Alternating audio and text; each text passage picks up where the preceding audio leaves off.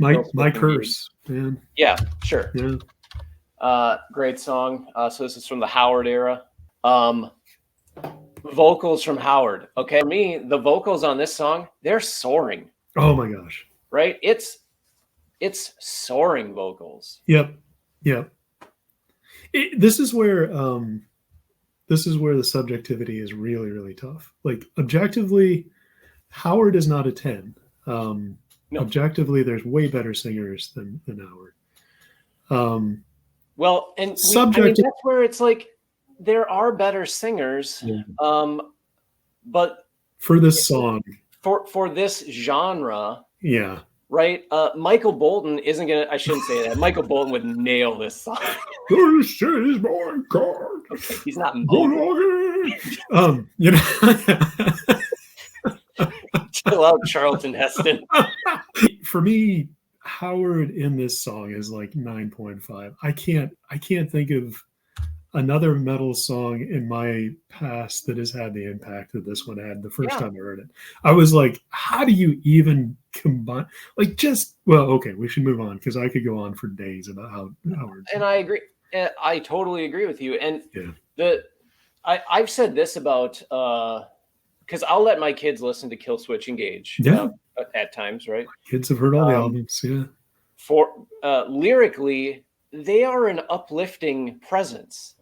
What's the hook of this song, right? It's "There Is Love." Yeah, that's a great hook. It's their shtick, man. Like I think they've, it's solid. Always, For me, lyrics have always been a strong point. I'll give them a 9 up there with you. Yeah. Like they are really, really good at the craft on that. Yeah, and the interesting thing then when you think of melody for a band like Killswitch Engage is they do a lot of scream rock stuff. Yeah. When they hit the refrain or they hit a vocal patch, especially when they go into harmony, it is tight harmony. It is like, I don't know if you ever listened to who's that band that everybody hates but they're actually like really good? Nickelback. Immediately to Nickelback. Immediately. Cool to hate, as the Offspring would say. Right. Gotta keep them separated. Their harmony, not great. Their lead singer, is off the charts. What's his name? Chad Kroger. Like he can belt it out, but the harmony is like a third down on a lot of their songs, and it just doesn't quite work. So they dial it way back, so you don't hear it too much. Alice in Chains, man, harmonies and that are that's like, what is that? That's a fifth. Yeah, they do the Gregorian. It's crazy stuff. Anyway, that's solid. That's hardcore all day. Yeah. But melody on this song, when they get to that refrain piece, it's awesome. Yeah. I'm 8.5 on it for sure. Yeah, like if I weigh it against other Killswitch stuff, this has got to be one of their best. I'm going to give that a 9. Like this is kind of like their standout. This is what we can do song, and it just crushes. Yeah, agreed.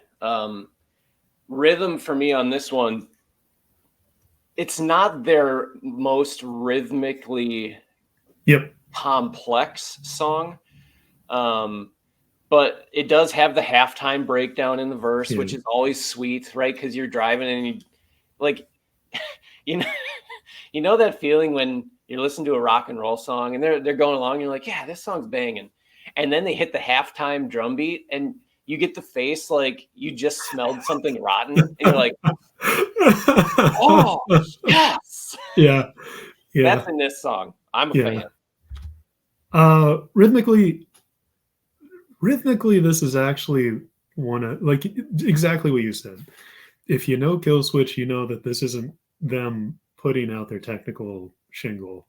This is them putting out we want to make a piece of art here.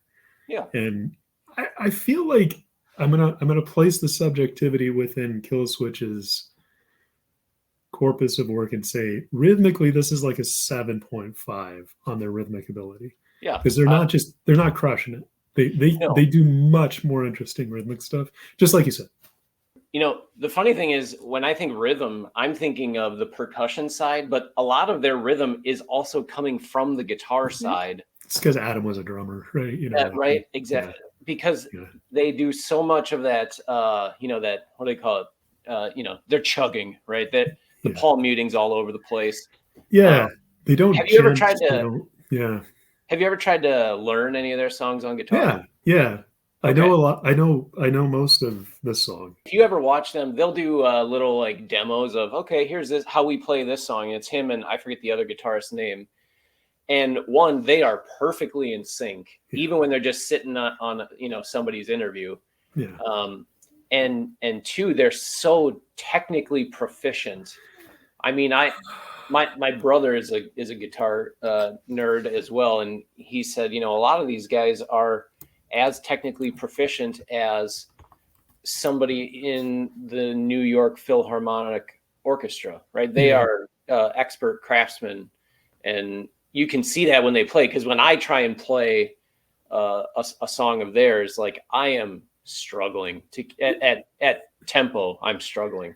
I think they make it look very relaxed. Yeah, I agree. I think Joel, who's their rhythm guy, is like massively underappreciated. Like the stuff that he does, like Adam is the standout goofball, doing all the crazy stuff. Joel is just the rock solid foundation of that band. Like, and like they're all incredible, but what he puts down is the only reason why Adam can do a lot of what he does.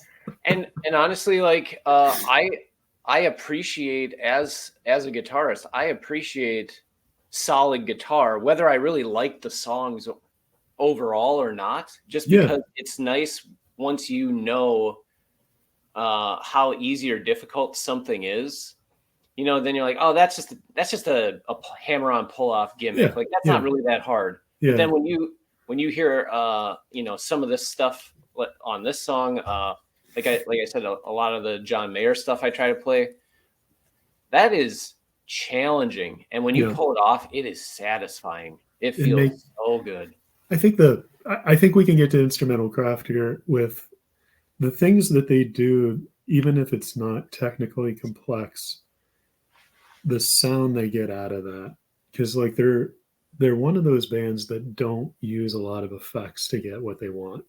Like this is pure overdriven amp with a few things on top, and like to me, specifically My Curse, the instrumental craft, and the choices they made in that of that the opening with the simple clean guitar and the little arpeggio riff that they've got going on. My God, like the choices they made in that's a 9.5 for me. Like just the beauty of they restrained themselves to make this, right? They could have put so much more over the top of this, and they pulled it back and they're like, this is what this requires to make this incredible. And they nailed it. Like and that takes, I would argue, somewhat of a humility of spirit, right? To know I could really blow the doors off the joint at this spot. Yeah. And I need to dial it back because that's what the music doesn't need 100% of my technical capability. Yeah. It needs 70% done correctly. Right. Yeah. Yeah. I think it's funny. I feel like you and I hit this at the same points largely because of being guitarists and understanding what's going on. Because I know that the aggressive vocals are an immediate turnoff for a lot of people. And, like if you can get, to me, the juxtaposition of the two has always been what I've been most interested in with Killswitch. Like a lot of other bands do it really well too. They do. But like Howard could do it in ways that I've never heard out of even anybody else in Killswitch, right? Like it's, and again, I would be incredibly interested to see where this rates on the Momsplaining podcast Bliss chart. Exactly how you think it would go is how it goes, because if I put on In Due Time, which has a very harmonic and melodic refrain, the minute the guitar it kicks in with a slide and we're into 64 notes. And I mean, It's such a good song. It's just banging. Yeah. But we can't get to the refrain because the screaming lyrics at the beginning Yeah. are a turnoff. Yeah. And I think too, like we're scoring this kind of in context of what, because we know their music. Yeah. If you were to put on the Spotify metal playlist, Sure. these look better than this. Yeah. Because there's a lot of Yeah.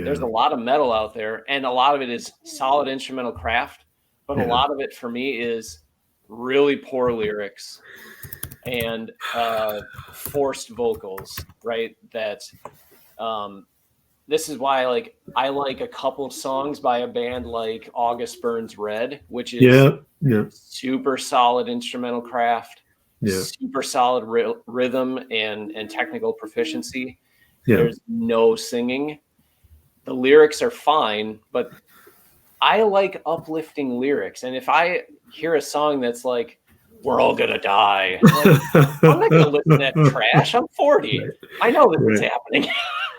I will say that the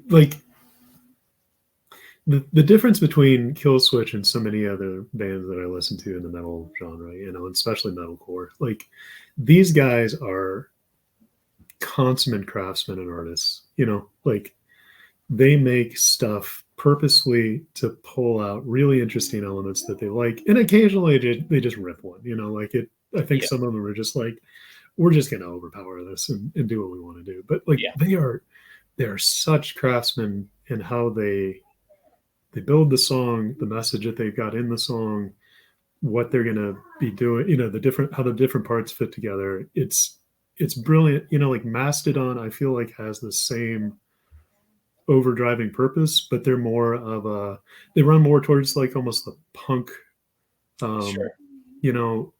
approach towards metalcore kind of stuff. Yeah.